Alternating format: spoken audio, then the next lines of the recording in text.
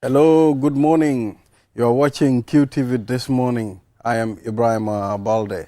It's good to be back here on this platform. To review some of the stories making headlines and, of course, deal with other issues and analyze it on this program as well. So thank you very much for always following wherever you are. And you can send in your comments on our social media handles, YouTube, Facebook.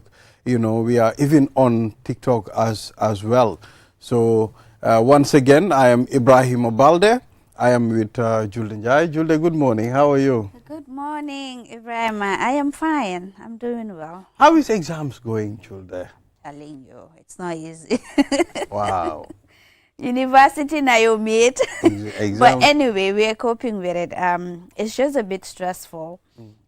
Considering the fact that you have to do 2 papers a day, which is so stressful, and all these papers are reading subjects. So it means you really have to be. You need to scratch your brain. Really, you need to study hard. But yeah, I'm doing well. Aside from Alhamdulillah, that, it will be okay. It will come to pass one day. Exactly. Yeah. So Mr. Momodou Mboj is our newspaper review guy. You've been on this seat for a very long time. You've been coming on and on and on. And I know you'll be coming here for a long time. Doing musical chairs. I've sat everywhere. Yeah. Everywhere now. Yeah. So that is what it is. So please, I think I've never reviewed any newspaper here. And any day I review newspaper, you'll know I am very bad at reviewing stories.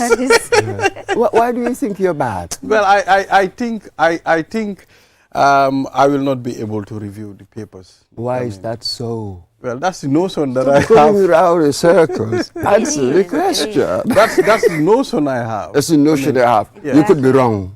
Yeah, you could be wrong. You see? Be careful with, that self-concept. That could lead you astray, as they say. But it is, at least he's at a safer side. He is not arrogant, and he is not trying to portray himself where he is not. At least he is limiting his expectations. Exactly. It's better than saying that I can. I know there is no, it's not bad to say that I can, to actually get things done. But again, you know your strengths and weaknesses. It's all about exploring oneself to know what you're capable of doing. Before the beginning of the program, Mr. Mboj said, okay, you need to explore what you can do best and you hone your skills. That's what I did. That's precisely it. But here, be careful, where is the border? We all know that there are boundaries to anything, talent included and whatever. But where's the border? Where do I draw the line? You see, if I'm going to be judge and jury in my own case, well, my answer to that could be biased in one way or the other. So be careful, where is the border? Do not limit yourself. You don't want to overextend yourself, obviously, but again, sometimes people who do not have that much confidence in themselves can limit themselves. Yeah. I'm just fearful of that limitation, whereas when you explore, then perhaps you can widen, as it were, the possibilities. So Absolutely. it's just, yeah. So and I'm I just know it's afraid scary of. to explore. You never know. It's really, Very scary. really scary to actually explore things. But if you just have the confidence to actually explore things, just explore. Maybe you might find something that really fascinates you and something that you can do and be surprise yourself. As human beings, always we surprise ourselves. Sometimes I do stuff and I'll be like, how did I do that? I didn't know that I have that in me. Maybe I was not really paying attention to it. So you're right. It's good to explore. But also it's good to know yourself as an individual. To be able to strike a balance as to, the boundaries. To discover yourself. How far you can go and how far you cannot go as an individual. Absolutely. As far as exploration is concerned. And guess what? Maybe at a certain point, you may not go, or you couldn't go beyond 3, but again, with experience, you try it again, you see that you've gone to 5. Right. So, you know what I mean? Even at a certain point, when you agree that this is where the boundary is, that's not the last word, because you're still growing as a human being. So this is the key, this dynamic, having this sort of dynamic character where you're responding to experience, you change your mind, you move on. I think that's a healthy way. The danger is to be sort of turned into to have this insistent mind where you can't move. Yeah, it is important. Yeah, so on the program, we'll take a look at the African Code, the newspaper review, and the convocation ceremony and commission of USET Brikama campus. We'll be talking about that. Then Gambia, to get professional league. I mean, Momodu Gajaga would be here, and we'll be discussing with him. So we'll start with the proverb. Julde, I'll give you the honor. So, yes, Balde, our proverb this morning, give a beggar a finger, he will take the whole hand. Manam ma jox la finger bi rek nga ni haral ma jël loxo bi mas zaru ñom Mr. Mboji. Absolutely, and I wouldn't, and ma fa des rek de dama bëgg jël sa kala gi jël sa dal yi jël sa yépp. Man, I'm not knowing boundaries, Dal. That's exactly. That is what we were talking about here. Yeah, but yeah, you go first. You go first. Funnily enough, yeah. When I looked at it, wow, this is quite sort of straightforward in many ways. We see it all the time. People who sort of take advantage of things. Are they opportunistic? Maybe. There's certainly no conscience at all. There's no concern for you at all. So they just want to take as much as possible. And when I'm weak, that's the danger. That's really when they sort of misinterpret my kindness for weakness. And once they do that, oh boy, they'll want to take you to the cleaners, as they used to say. Right. They'll just keep on coming and coming and coming if you do not if you're not careful and protect yourself. Life is like boundaries are very important to set. Right. I mean, it's just like respect. You understand? You earn it. I mean, it's reciprocal. I mean, you respect people and they respect you back. But there are people that don't understand that. I mean, they go above. Against your limitations at some point. Some instances whereby you can danga dem be ci society nga diga sa amna ñu la ne ki mom xamut but understand nga we have those type of people in the society and to deal with those people you need to know how to set your limitations and your boundaries also, because at the end of the time if people cross your boundaries at some point they are stressing you. At some point, there is a space that you require for yourself, whether you are at work, at home, or anywhere. Even sometimes, between you and your colleague. I mean, there must be a boundary, a limitation to everything. Even in your house, there are things that you don't have to do them. Even if at all I and Mr. Mbojwi are very good colleagues. I mean, at some point, if I get to his space, there are boundaries. You understand? Although there are no boundaries. Oh yes, there always are. Of course, with sort of horizontal, they call it relationships. We are colleagues. There are boundaries. What about the vertical relationships? I am your boss. There are boundaries. Absolutely. We can be civil, nice. Have a congenial relationship. Still, there are boundaries. There must be boundaries, especially in an office. It doesn't matter how close we are. Once we begin work, we are colleagues. The friendship doesn't, how do they call it? It doesn't cut you any slack. You know what I mean? It doesn't, because it is the work that determines what we do. There are maybe timelines. I don't care what the relationship is. Come on, pull up your socks. Let's do it and get on with it. So there must always be boundaries with things.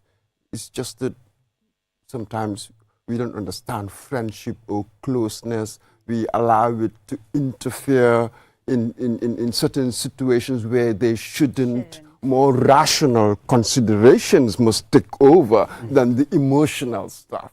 It's only after work, then we can be emotional. But how do you separate these things? I find that it doesn't quite work like that. Over here, we just get too emotional where we shouldn't. It's just about boundaries, as we say. Everything has its just emphasis. I think think you guys said it all. But for me, I think the point where I will be coming in is the fact that when you're too kind and all of that, a lot of times people tend to really take advantage of your kindness and exploit you. But again, you know, that shouldn't really change who you are just because of, you know, who those people are. For me, I believe in standing for what I believe in and my principles than just allowing other people's judgment or behavior really change who really I am. I know sometimes it can be really hard. We have seen instances where nice people are being taken advantage of.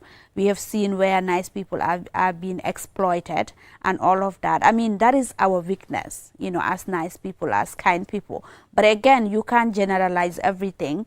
That is a bad thing. For the fact that you're kind, you're nice, and people are often really taking advantage of you, doesn't mean that every other person that comes your way, you know, will take advantage of you. So I think that is also very, very important when we are talking about striking a balance. You know, it's really to know who to put the boundaries on, where to put the limits, and who to apply those boundaries and limits on. I think that is really, really important. If not, you're going to miss the point by generalizing everything and treating everyone equally. And I think that is serious. You have said there's something very, very profound, Yes. really, because when you were saying it, my mind just went back to Shakespeare's Hamlet. Yeah, Yes, you reminded me that's of very, that. very interesting It there. is. Two characters talking. So one of them said to the other, treat people according to what they deserve. Then the other character said, what does that mean? How can you really determine what somebody else deserves? No, treat people according to your own dignity. So you've got these two perspectives on how we treat people. What you think they deserve, or you have your own dignity. You think that this is how you should treat people. Just go according to that. Never mind how annoyed you are with that person. So an extraordinary scenario there, you know, a moral situation. I've never forgotten that since high school, because it has such a profound effect on me. So I think that is really very important. Don't allow them to change you. That is a profound lesson. I like that, Julie. That was very profound. Don't allow them to change you. No, yeah. You have to be original. Yeah. You have to be Absolutely. yourself. Yes, it's very difficult. It's painful. But that's a test of greatness. You know, the test is always in the fire of this strong sort of metal iron. It's in the fire, really. That's where you're tested. It's very painful, but that's how we should be. That should be. But Yeah. don't allow them to change you, Mr. Boch. But at some point, you compromise other things, other situations as well, for there to be peace, for peace to prevail. I mean, at some point, you need to know how to compromise with certain individuals to make sure for the betterment of probably the thing that you are all looking for. That's it. So it is not a contradiction. Yeah. When you say that you don't allow people to change you, we all know that in social relationships, you are compromising all the time. Imagine, especially you and your children. Something as simple as that. You are compromising all the time. So compromise is very integral to social relationships. Otherwise, well, we'll be at war Right. all the time. So, yeah, so it's not a contradiction at all. We're just saying that when the chips are down, you know, ultimately, you got to have a solid anchor. That's the red line. You cannot make me do immoral things or Right. commit some criminal act.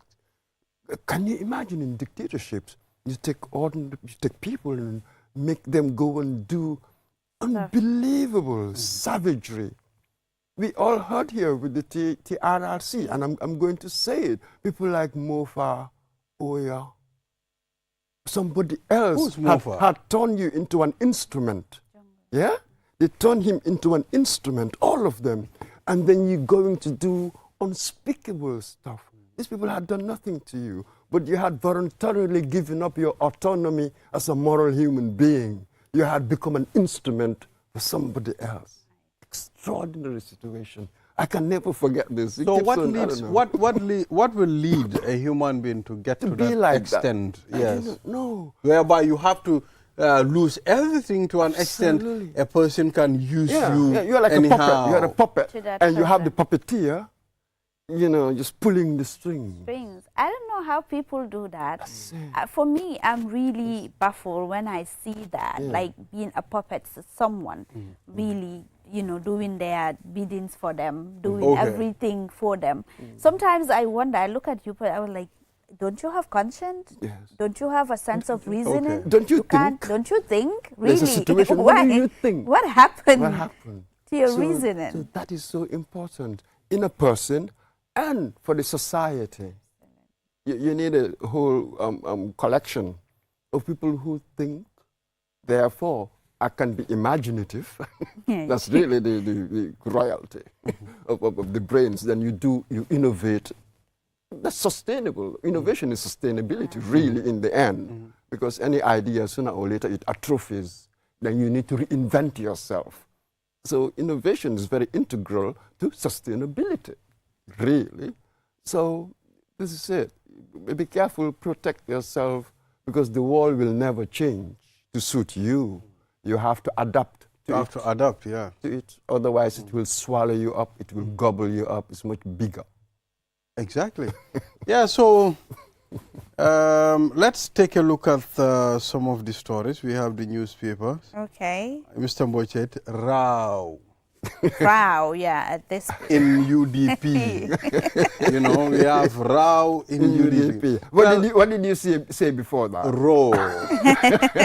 but okay, let's take a look at English language. Let's crazy. I mean R-O-W, yes. Yeah. Yeah, in one context, it could be rowing your boat. Yeah. In another context, it could be row. Row. You know, Okay, that's it it. depends on the context. The meaning. Depends on the context. context. And the That's meaning. it. But this is context provides meaning, isn't it? yeah. Really, without context, you don't really understand. Because there is a friend of mine last week.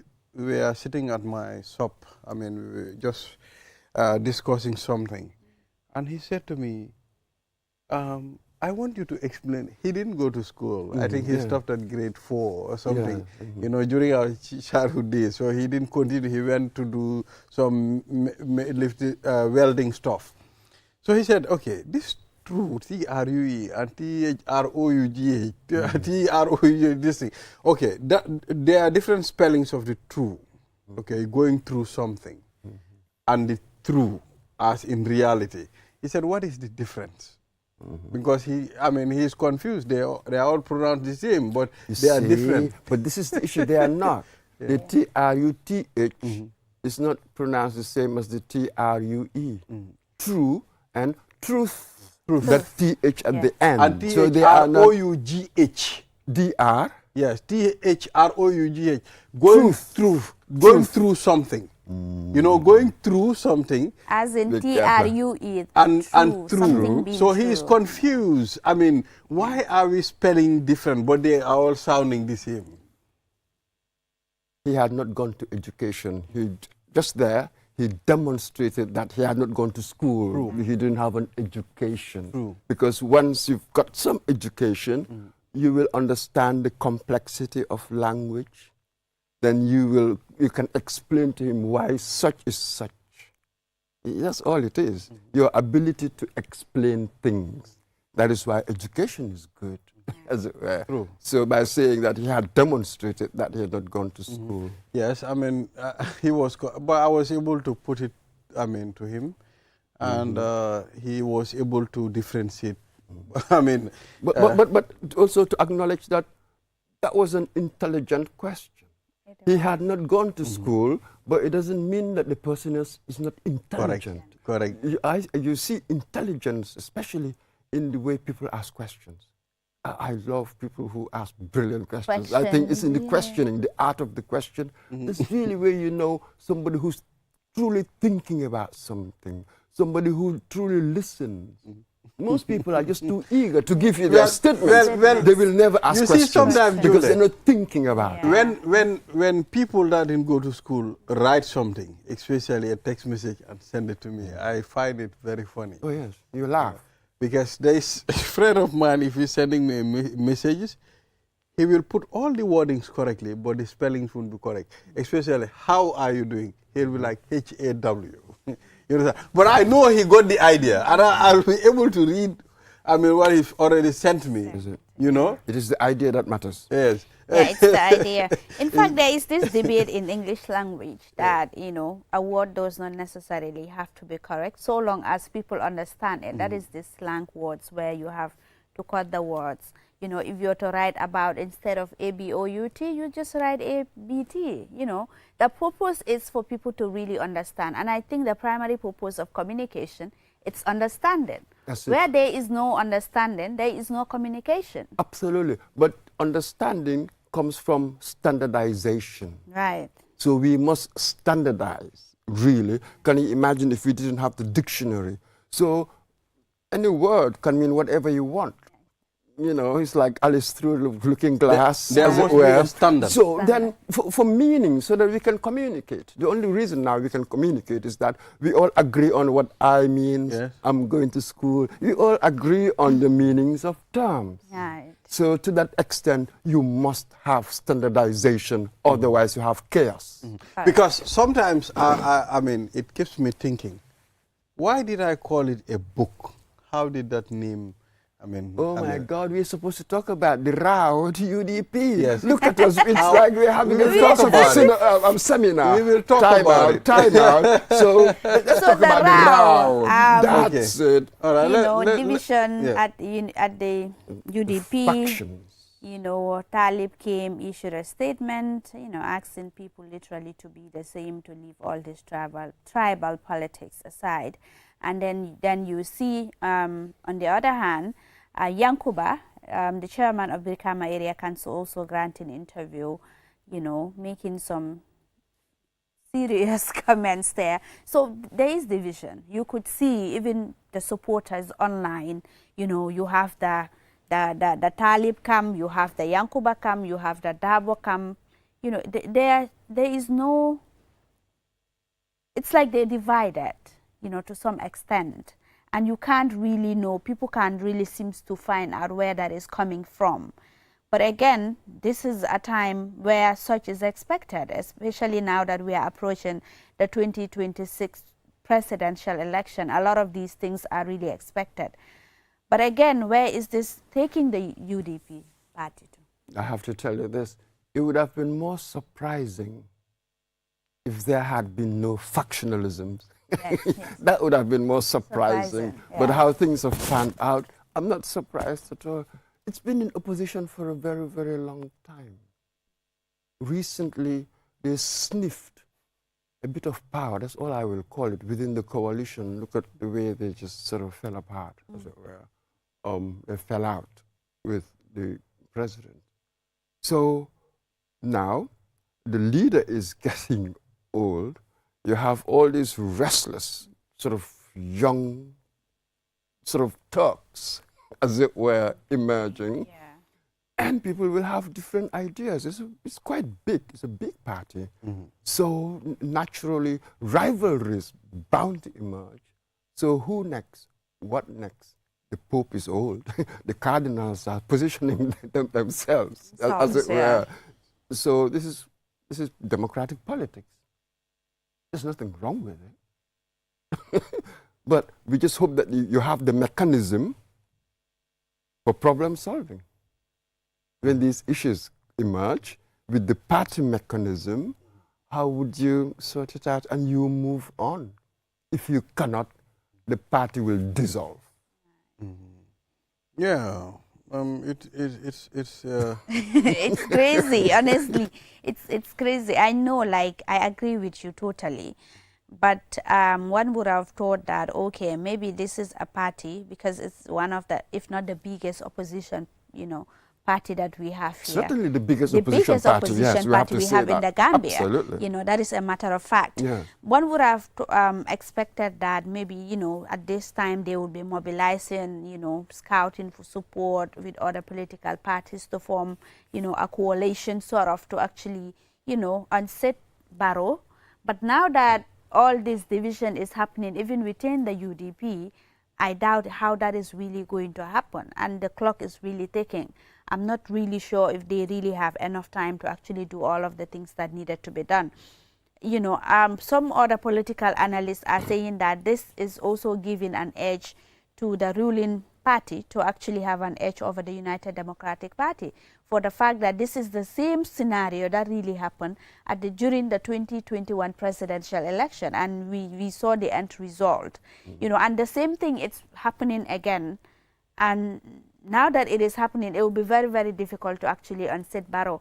Whilst these people are busy dividing, you know, on division and tribal lines, the other party, the ruling party, is busy mobilizing supporters. And just recently, we've seen during the inauguration of the National People's Party national headquarters in Bundung, we've seen some of the over 200 supporters from the UDP coming to join Barrow, and over 100 supporters from the GDC, Mama Candice's party, coming to join.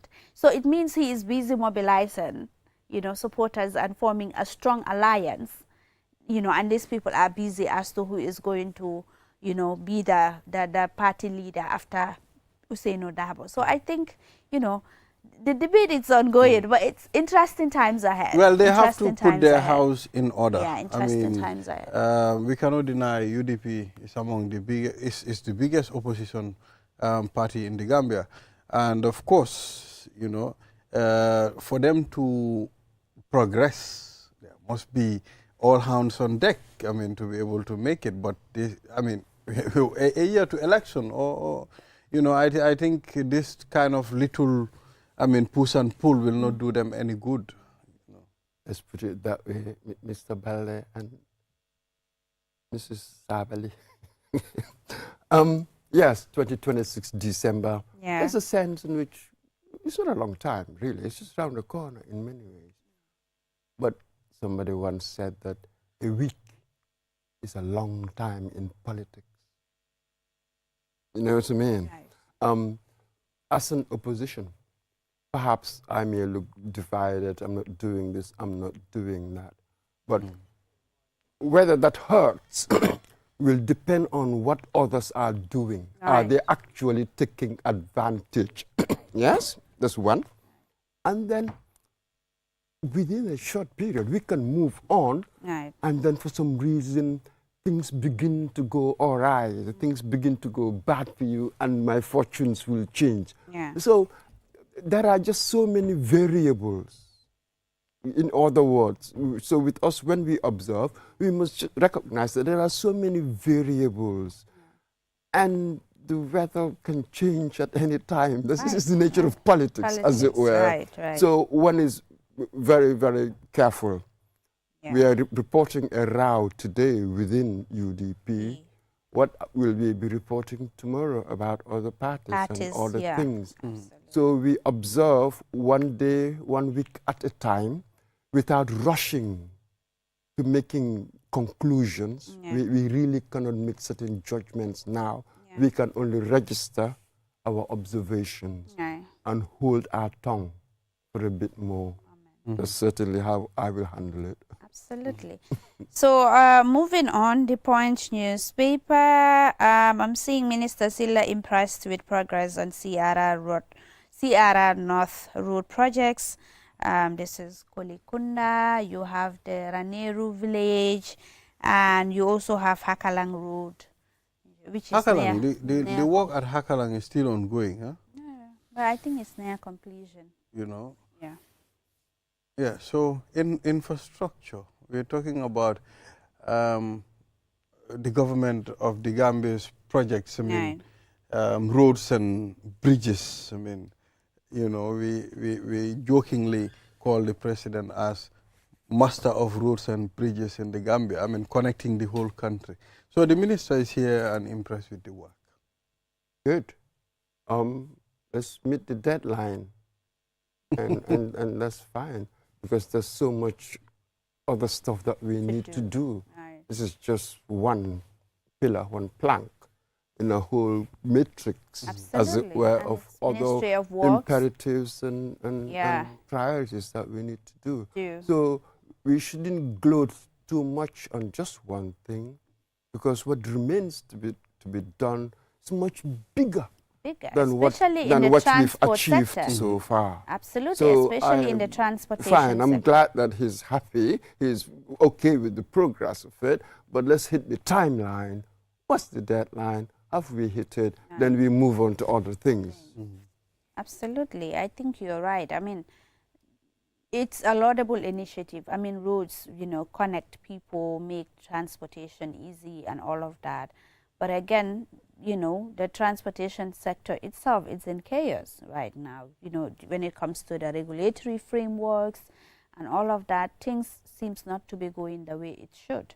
I mean, we had the the General Transport Union President Omar Sise last week on Heu, and he made some staggering allegations, about the transportation sector, about going to Senegal, how difficult it is, and the fact that our Senegalese counterparts are not respecting, the agreement that was signed.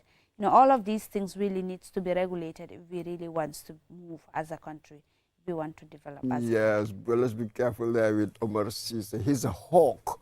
The other day, he was on this program and he's talking about a trade war with Senegal. An eye for an eye. They did this to us, so we should do that to them.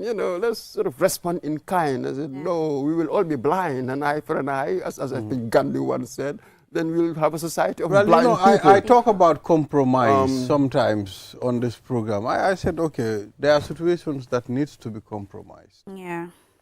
We all know that, hey, look, this is not about these little specific things. To some extent it is. You need to resolve them, but the broader approach, as it were, to bureaucracy and governance. That's the key.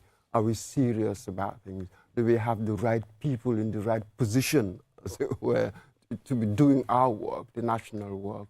So here it will take skillful diplomacy to deal with the Senegalese. How we are much smaller. This is really part of the difficulties in diplomacy. When you are a small country, you don't have much resources and all of that. In your negotiations with a bigger power, it will be very difficult for you. It will be extremely challenging. Right. So what are our diplomatic skills? How do we engage them? How can we get the best, as it were, out of relationships? We've been hearing these complaints ever since we were younger. Our relationship with Senegal. They're a big power, so sometimes they will push about their weight. It's just the way politics is done. So how do you handle it as a nation? Exactly. In another story, Usainu was at work on night of police shooting. That's the PIU shooting incident a few years back at Sukuta traffic lights. I mean, I wonder, That's the court case, right? Yes, that's the court case. That is what a witness has said, was it? Probably. Or is it he himself who has now gone into the witness box? So you know that whatever will be tested in cross-examination or whatever. Evidence. So we didn't know. I think with this case, maybe one has to wait until the verdict. There is a verdict. We get a verdict because, or something. Yeah, so, Yolde, do you know what really we wanted to talk about today? When people send requests to QTV, so let them send their news coverage. Send to news at qtv.gm. Yeah. That's officially our email address. Yes, when I send it to Julde, or I send it to Mamadou Mbouch, or I send it to Ibrahim Balde, technically I haven't really sent it to QTV. I've sent it to a staff of QTV. I'm not sure whether the two are necessarily the same. Because when I send it to the official email address, do you know how many people will see it at the same time? That's really, and that's what you need. When I send it to Julie, you might forget. You're just one person. So as tactically, it's not really sound. I wouldn't do that. That's one aspect. I think it's good that we communicate We communicate very well, that. because most of the time people see us, even these days. I mean, I think there was a person that sent to me all the coverage they want, like the request they want to do. So I just forwarded Mr. Ade's number too. I mean, so I think it's important we make it clear that now we need to be sending to news at qtv.gm. When people come to you and say, I'm going to send it to you, say no. The same way that you've sent it to my email address, it's the same that if you could send it to news. In fact, it it's will the be more same. appropriate. Yeah. It will be more Absolutely. appropriate, you know, that sort of thing. That's one aspect. And the other one is that when you write sort of seeking, requesting coverage, venue matters. Where whatever event is going to And take place. telephone numbers. Time matters. At what time? Date matters. Yes, and the telephone number. numbers. Right. Tick the boxes. You have people who are sort of allegedly are communications officers, but you send these things, you write everything down, but sometimes there's no date, there's no time. These key, crucial pieces of information There are requests that that any you communications don't- officer should know. Can you imagine requests that you don't Come even on. see a number to call? Yes, and stuff like that is just quite annoying. Government departments, they just have a habit of doing that. And sometimes they'll send 2 or 3 different emails, as it were, to rectify earlier ones. So have your boxes to tick. These are all important. Thank you, Mr. Momodou Mbodj, Mbodj. for reviewing the stories with us. And, you know, tomorrow there will be no this morning. Why is that? The SONA, What is SONA? State of the Nation's address. Absolutely. You forgot about it. I mean, the president, haven't president forgotten. is coming. I He was will- just making you give people information. The president is going to the National Assembly to tell us, okay, this job that we've given you, what and what have you achieved? And what is going on, Mr. President? We want to know. So he is talking to everybody. And the plans ahead. And the plans ahead. Not simply achievements. Yes. but So this is plans telling ahead. you, we employed the president. We've given him the job to do. So he is a servant of the people. I mean, so tomorrow we will listen to him and we analyze, we judge. He's coming And to it report depends. back. If at all we are, if at all we are impressed, then we wait for 2026 to tell him, okay, we will extend your term for you, or no, come on, it's okay now. In theory, the president works for us. In practice, where the rules are reversed will depend on what kind of people we are. So that's merely theoretical. But that's But it depends on the de individuals. facto, the reality. But that depends on the individuals. What At is the end the of the reality? time, Yeah. at the end of the time, you know. But whatever the case, I mean, It we is all what it is. it is what it is. Do you know what I like? Apparently, during the American War of Independence and afterwards, once they've got the Constitution and all done, so one person said to Benjamin Franklin, he said, so what kind of a government do we have? And then Benjamin Franklin said, well, a republic, if you can keep it. You see, can we keep our democracy? The kind of democracy you have will depend on you. What kind of people are you? We reveal ourselves all the time, but perhaps sometimes we misread things. Our governments are failing because as a people we are failing. That is the difficult bit We to cannot say. keep it. We cannot keep it. We are keeping not. it We is- are not. Yeah, I mean, I think keeping it too, it depends on how the intellect of the people, the understanding of the people, the understanding of the people, how things are governed, how democracy works as well. Right. The government is us. For the people, by the people, and the people. Government of the people. Of the people. Exactly, absolutely. Yeah, so viewers, thank you very much. We'll take a short break. Mr. Momodou Mbodj, Jerejef, go take your coffee. So, pare nga def news bi. Everybody is waiting. 8 p.m. Julde yaay read tey. Déedéet nga jëndal ñu ndeewoo tamit. Well, make sure, please, go book something for chops of New Give me Yeah, your so money. we'll be back after the break.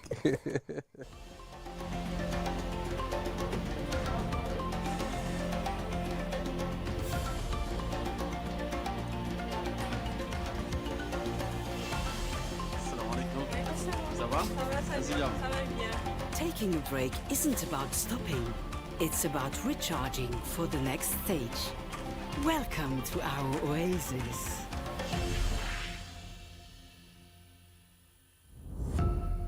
Powered by Africa, Oris Energies.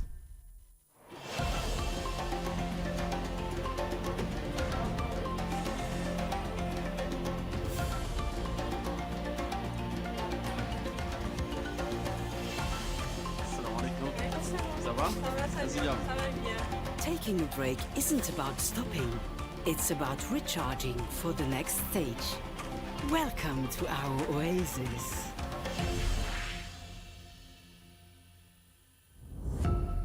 Powered by Africa, Oris Energies.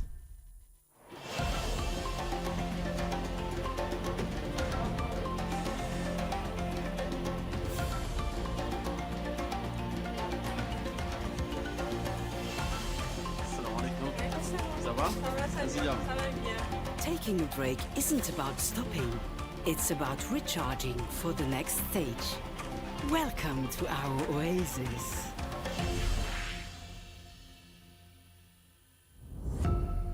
Powered by Africa, Oris Energies.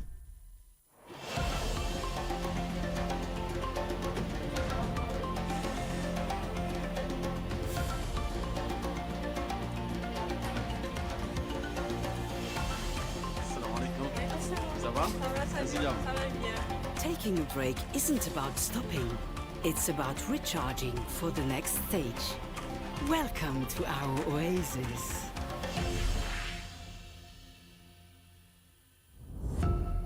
Powered by Africa, Oris Energies.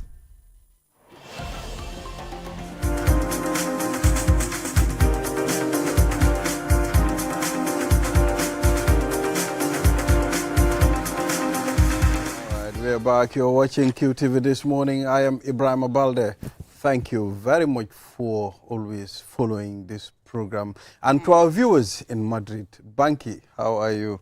Not forgetting the Philippines, the UK, USA, you know, all over the world. Germany is. Yeah, so we're saying hello to all our viewers. Now let's move on to the third segment of this program, convocation and ceremony and commission of USET Brikama campus. Yes. Finally. So Julia, you might want to help me with the names because pronouncing names can be very crazy for me sometimes. Program coordinator of the Business Yes. and Entrepreneurship Department at the Institute of Innovation and Entrepreneurship, USET. And you have Professor Olo Lale, Dean of College of Engineering, USET. Okay. Good morning and welcome to QTV This Morning program. It's good to have you people. Thanks a lot. Thank Yeah, you. so let's start with The convocation. exactly the convocation. Okay. Yeah, the convocation will be the first in the history of USET. Although USET transformed from GTT High, Gambian Technical Training Center, Institute rather, and this will be the first convocation. The convocation will be coming up on the 21st of June. Okay. That will be on Saturday. But before the convocation, we'll be having a convocation lecture, which will be coming up on Thursday at OIC Conference Center at Senegambia. The convocation lecture will be starting at 10 a.m. And we have important personalities coming from different walks of life in the Gambia and even outside Gambia. We have a special lecturer that will be taking lecture from his wide experience in construction, in entrepreneurship and co. Then the convocations really will be coming up on Saturday, 21st of June. We start with the inauguration or the commissioning of the Brikama campus. Before the Brikama campus, the lectures, why is it necessary to actually have lectures? Okay. On that, and what do you really seek to achieve on that day? Thank you. You want to respond? Okay, maybe I will just shed light on that. Thank you for having us here. The reason why we would like to have this lecture is because USET is like training engineers, and we are trying to train job creators instead of job seekers. The person who is going to be at the lecture would be Mustafa Njai. We all know who Mustafa Njai is. Tough. We all know who he is.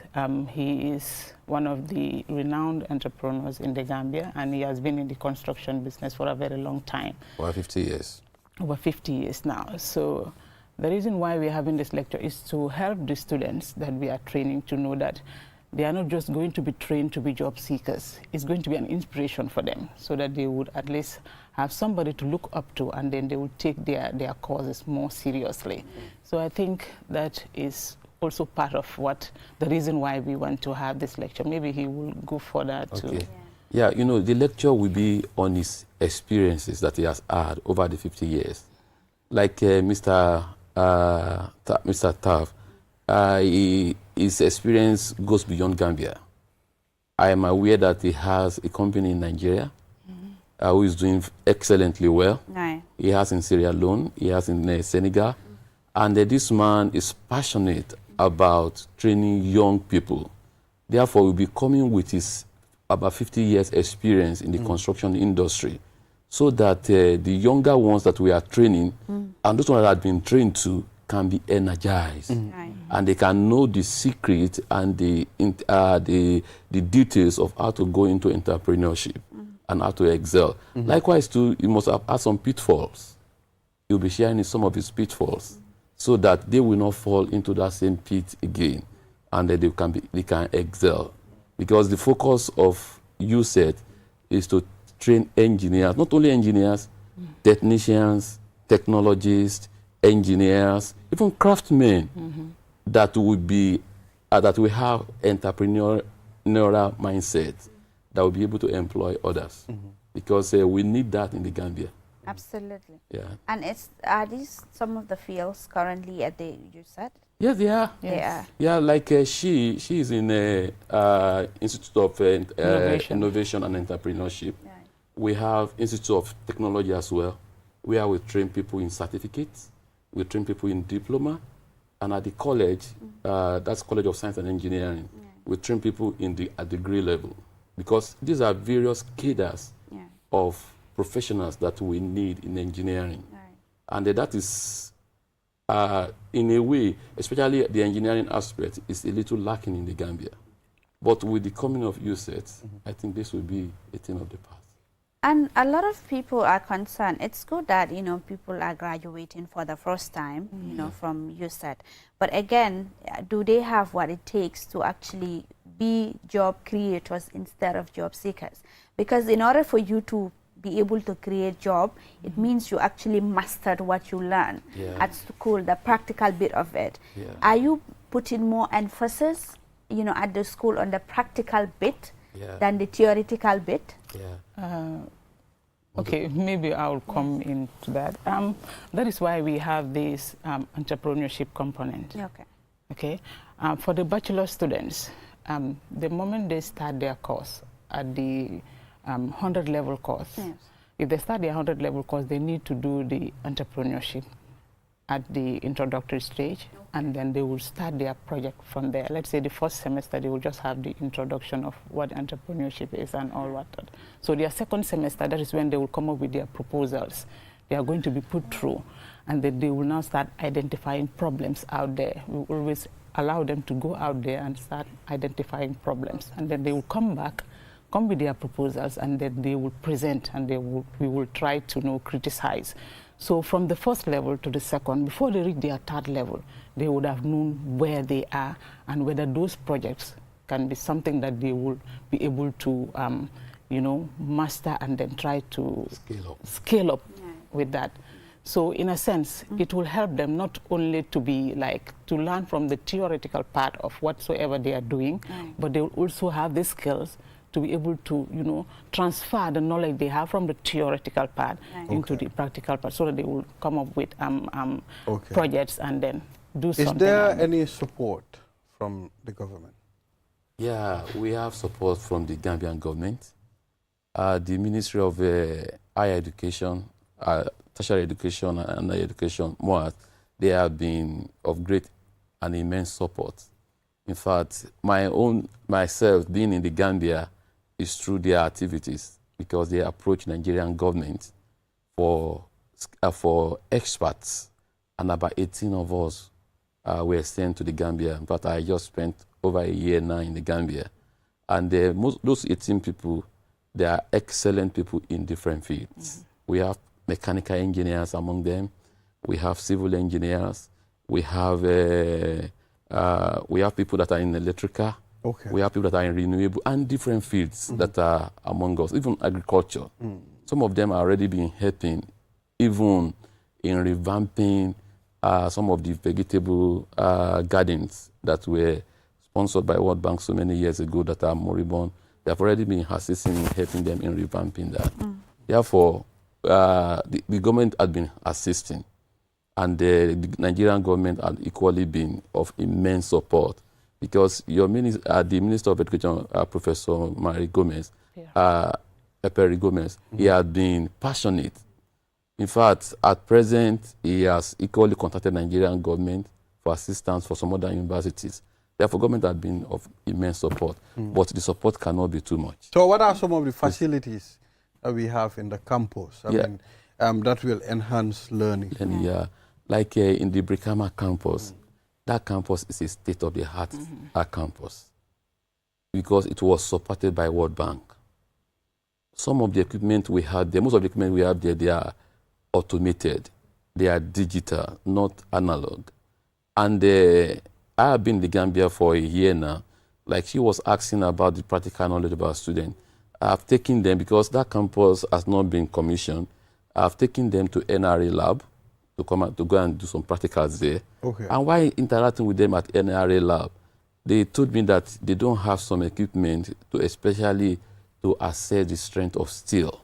They used to go to Senegal and some other neighboring countries. That particular equipment, universal testing machine, we have it at Brikama campus now. Yes. Wow. Therefore, they don't need to go to Senegal. And that will be a source of retaining the revenue in the Gambia. True. Yeah. And not only that, we have so many other equipment in civil engineering. If you go to the material testing lab, the equipment there, they are excellent. All what we just need to do now after the commissioning is to train the technicians, because we need technicians to be using those equipment, and we need equally as well technicians that will equally train the students, because the lecturers will train them in the class, they will support them in the lab, but there is somebody that needs to be with them in the laboratory so they can master the art of using those equipment. In fact, the CNC machine that we have, she is in innovation. The 3D printers we have in USET, they are countless 3D printers. And these are the things that we have nowadays. I can build even some of the equipment on the computer and print them out, and it will be exactly like the one produced abroad. Yes. Wow. I mean, this So is, yes. Okay, I just want to ask, okay, you're from Nigeria. Yes. And Nigeria is known to be the biggest in West Africa. You are correct. When it comes to innovation, when it comes to, technology. I mean, Nigeria is a great country. You are correct. And with a population over 200 million people. Yeah. Gambia struggling with less than 3 million people. What can you tell us about this country? You've spent 1 year now.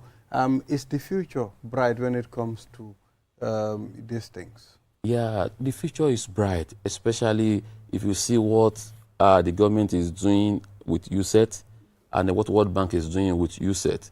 But I think that the younger generation in the Gambia needs to be reorientated. I was speaking with a lady who's in 300 level, that assuming we have opportunity of traveling out of Gambia to the US, which one will you prefer? Will you prefer finishing your program or going to the US? She said she will prefer going to the US. That's the sorry case. Therefore, they need to be reorientated, because nobody will build Gambia. It is the Gambians. We can only assist. True. It is the Gambia themselves that will build Gambia. But I still have confidence, because I saw 2 young men CV yesterday. These were trained outside Gambia, and they came back home with that excellent knowledge, and they are using it for the Gambia. Therefore, there is hope for the country.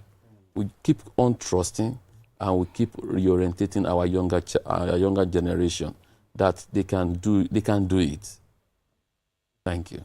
So in terms, you are in the innovation sector, and oftentimes you hear, even here, those in the sciences, you hear that they are there, but they are not coming up with any practical solutions to the problem that Gambians are really faced with. So in terms of innovation, what are some of the projects that some of these students are coming up with to tackle contemporary challenges that Gambians are facing?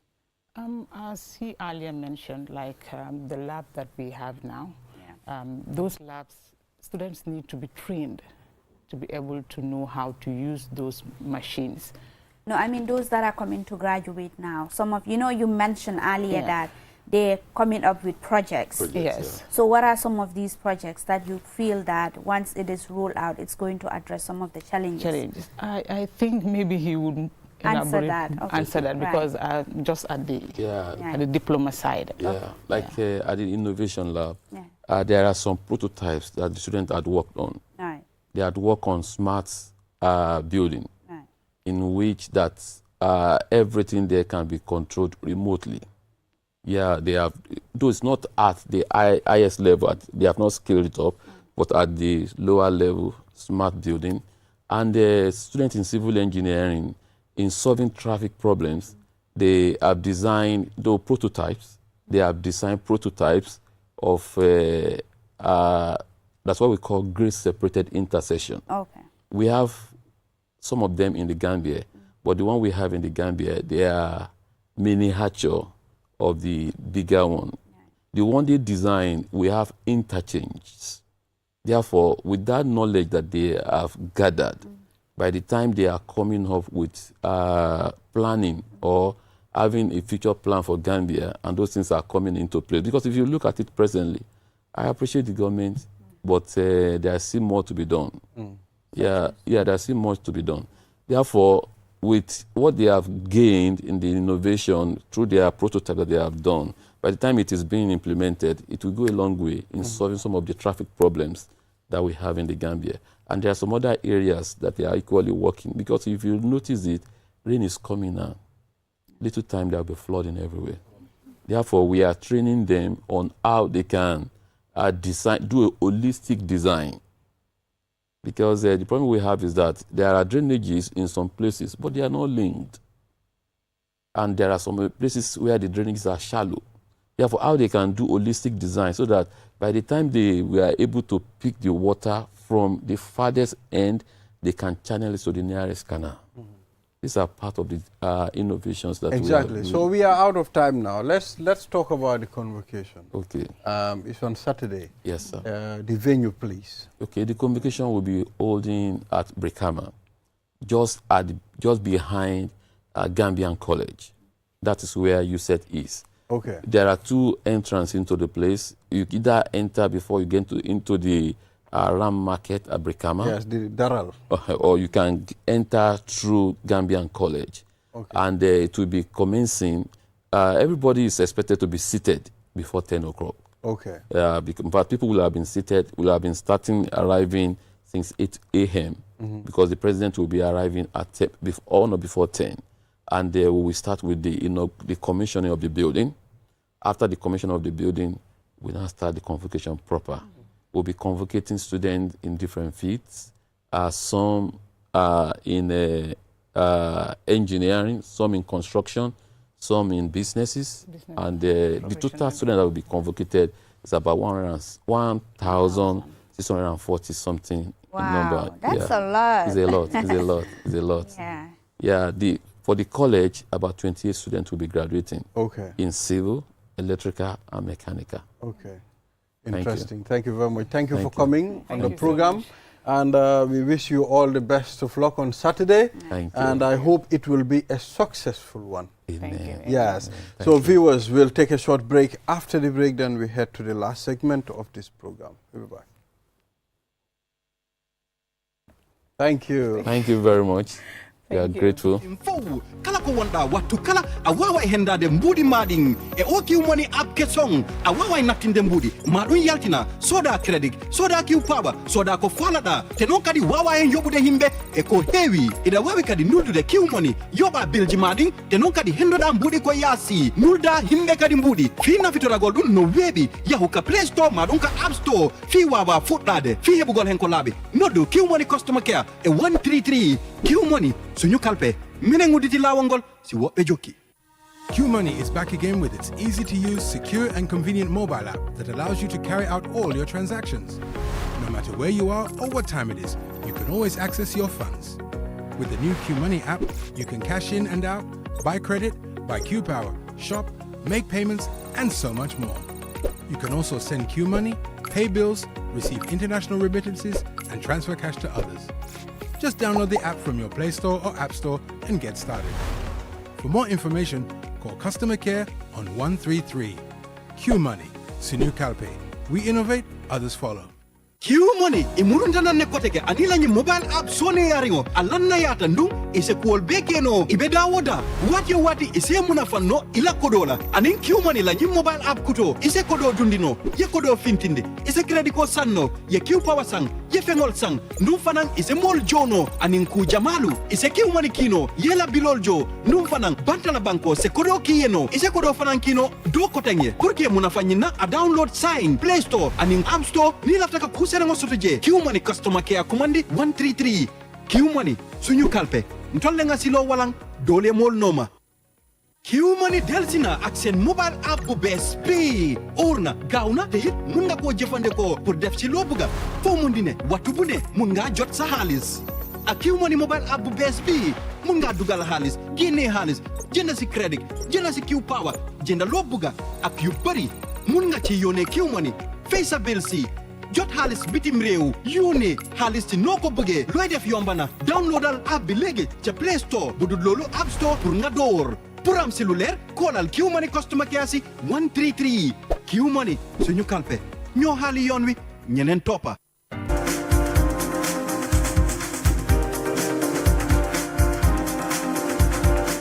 Back. You are watching QTV this morning. I am Ibrahim Abalde. Now let's move to the last segment of this program. Gambia to get professional league, and we have our sports, presenter, reporter Momodu Gajaga with us in the studios, and he'll be taking us through a professional Gajaga. I mean, for Gambia to get a professional league, what does it really mean? And please take us through. Yes, quite very interesting. When you talk about professional league is when we sit at home watching television, watch these players, European players, African players who are playing in Europe, whether you're playing for Manchester United, whether you're playing for Real Madrid, Barcelona, there are certain requirements that you need to meet as a club. From your structure, in terms of having a secretariat, having a clubhouse, having an office, having a stadium, also having staff who are up to the task in terms of your club representation, whether they're a team of medical doctors, your coaches should be high-level coaches as part of the requirements of the game. Okay. And also in terms of business aspect of the game, because football is no longer leisure, it's not a child's play. Football is about business. You invest and you get return in investment. So it's part of the discussions to organize the Gambia's league so that it can move from amateur to professional level. But just to get more detail about it, I covered a workshop where the stakeholders in football, government, the Gambia Football Federation, business people, club owners, and players were at this gathering. But as to what happened there, let's watch this.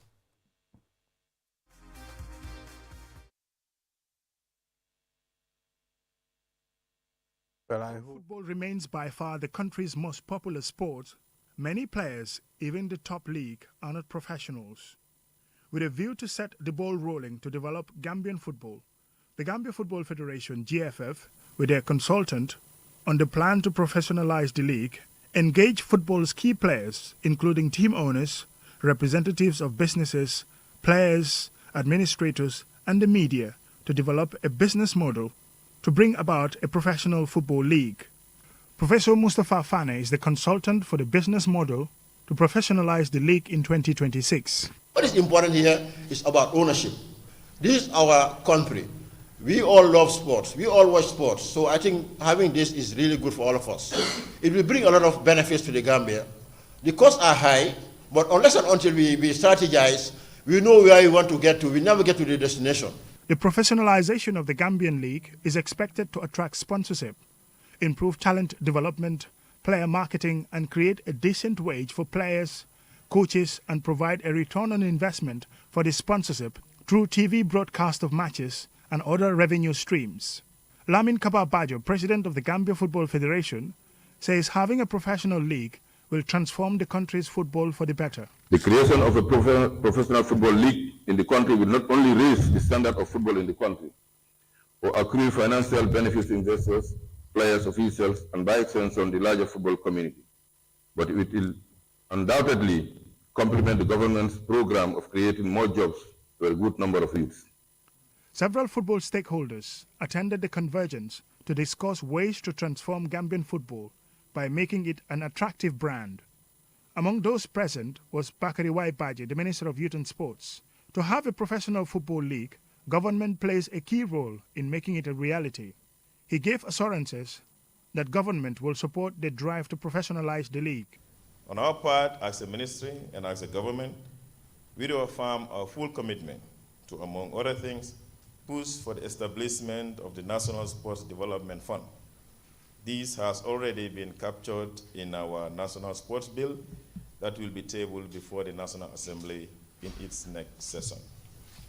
Upgrade and build new sports facilities in strategic areas across the country, promote gender equity and professional football. Football stakeholders such as administrators, former players, and those running clubs welcomed the forum, saying it is good to start the process towards the goal of having a professional league. Amadou Jaite, Secretary General of First Division side BST Galaxy FC, Mamadou Cisse, a former national team player, and Idi Sala, Assistant Head of Recruitment at Portsmouth FC in England, spoke highly of the project.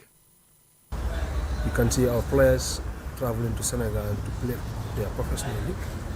Our players are playing in the Gambia here. Some earning is a problem for them. So this is a very, very good initiative.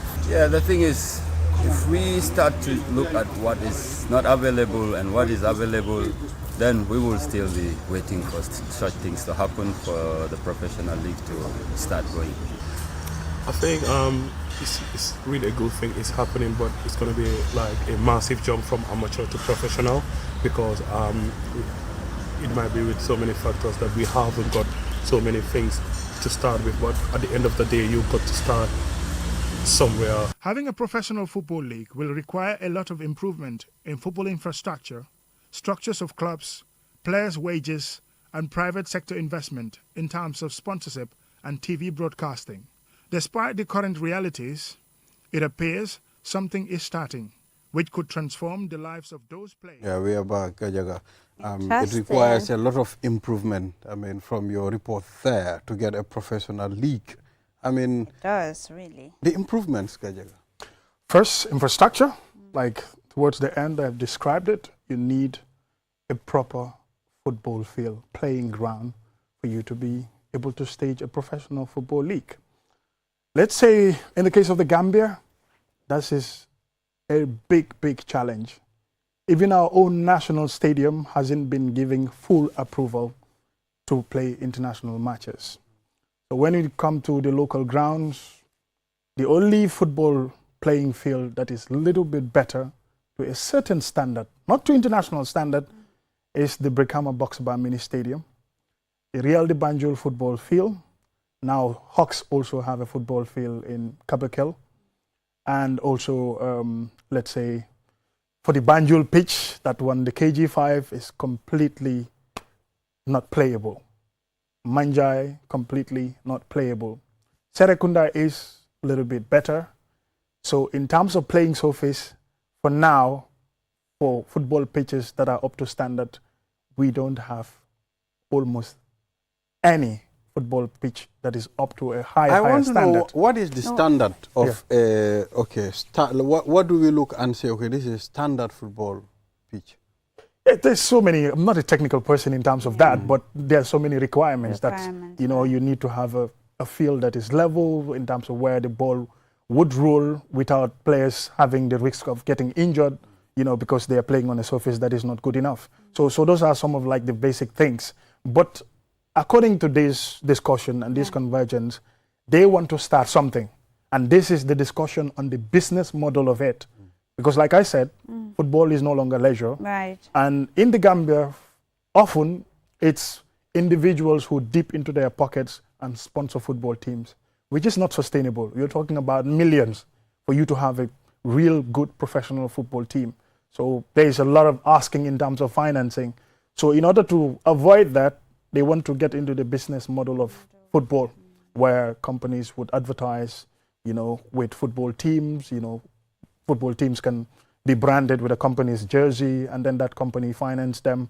And it gets to a point where players play really good football to a point that they market them internationally. They go and play professionally. That's the question. Like, will this help the national team players to actually get the opportunity to have international or play with international clubs? Absolutely. So that's the drive. You have a good league where players would leave the Gambian league for professional level directly without going through intermediaries.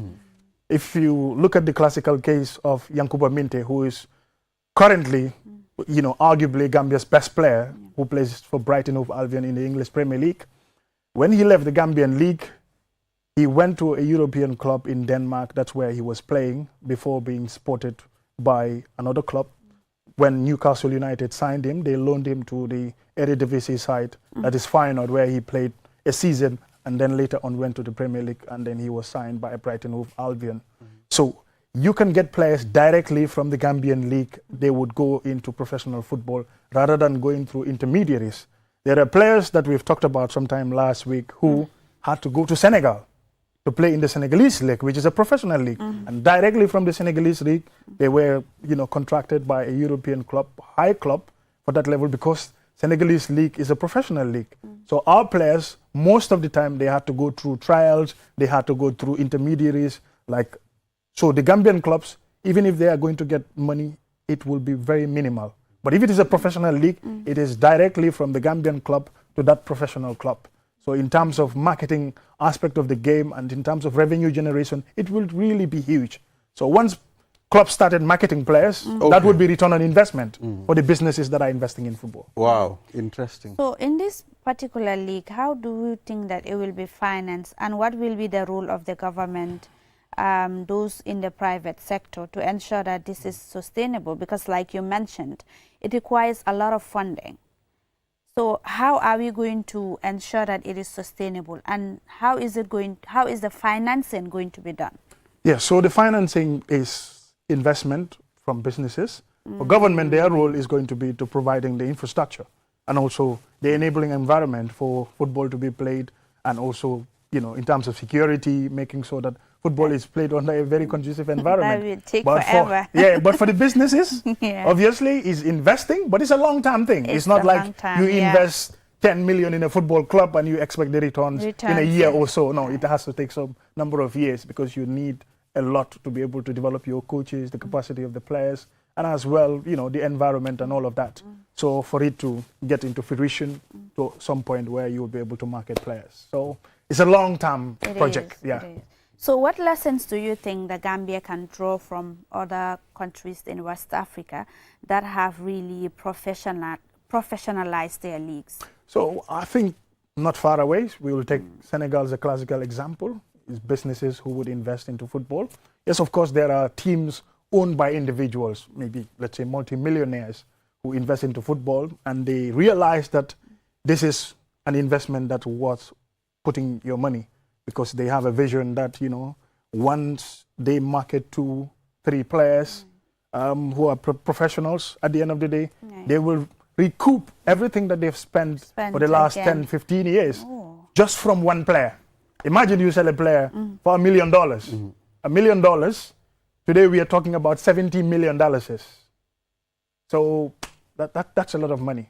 But it's long-term investment, and also having the people who have the capacity and all of that. Ready to invest as well. Maybe Exactly. private bodies too can come and support, so that it can be easy for everybody. Yeah. Well, I believe only GFF will not be able to do it. Sure, even the media plays a key role in it in terms of television broadcasting. Yeah, because if you yeah. Professionalize your league, then it goes out there.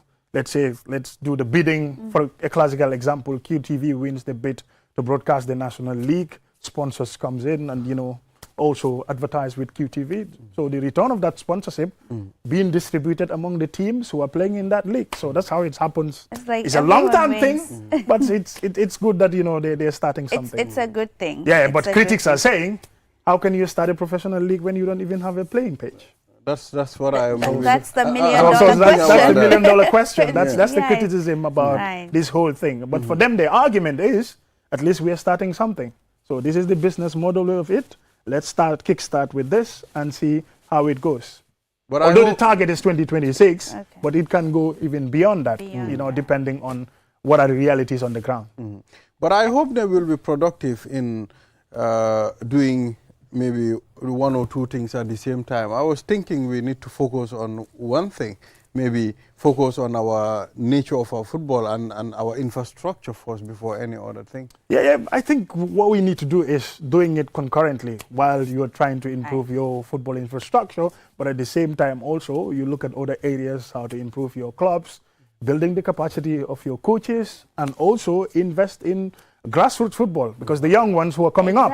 So I could give a classical example of a football academy that is up to international standard. They are called Gambino Africa Stars. This is a football academy in Mandina Ring. The youngsters there, they are Gambians, they are Senegalese, they are Cameroonians, they are Nigerians in their academy. The way they play football at this level is top-notch, even though they are kids. But at their level of football IQ, their level of awareness of the game. Mandina Ring? Mandina Ring, that's where their base is. Oh, okay. They have a complex where they have a football pitch, which is both grass and also synthetic turf, or if you like, artificial turf. In Lamen? In Lamen, yes, Mandina Ring. How come? That's where they have their Okay. complex, and they have classrooms, because it's football and education all together, just in case, It's important. Yeah, Please. the football didn't work, you can have a life skill into that you something. would focus on, and life after football is also hugely important. So they've been taught, about professionalism at that very early age. Sometimes they go on European trips. They would go to teams in Europe like Bayern Munich. There was a time their players went there on tour to see firsthand how football is done at the top level in terms of infrastructure, and also how they train their players to have first-hand information as to how to go about it. This is one academy that the GFF can really leverage on. Absolutely. To actually ensure So that they're really, really playing a lot in terms of development of Gambian football. So Gajega, what happened to Senegal and England? I mean, I just want to understand, how did they meet? I'm confused. Senegal, an African country, and England meeting. So to help you, yes, these are international friendly matches. They're hugely important, even though it's not competitive football. But when you win or you get a draw, it helps you in terms of ranking.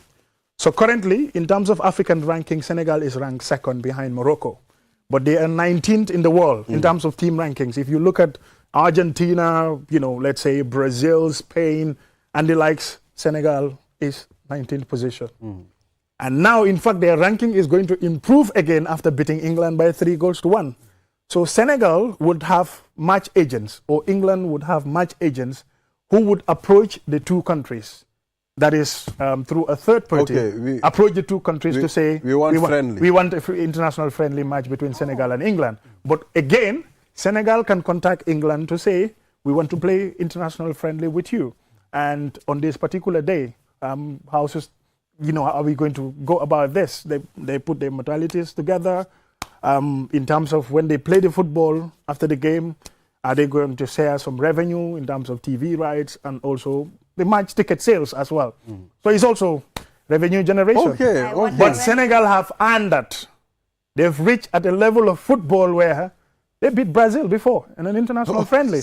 Senegal did that? Senegal did. I wonder they when beat Brazil. Gambia is going to get to that level. So maybe when we even play Gibraltar first, or Andorra or Liechtenstein, then we can graduate from that to play. All right, so Gajega, thank you very much.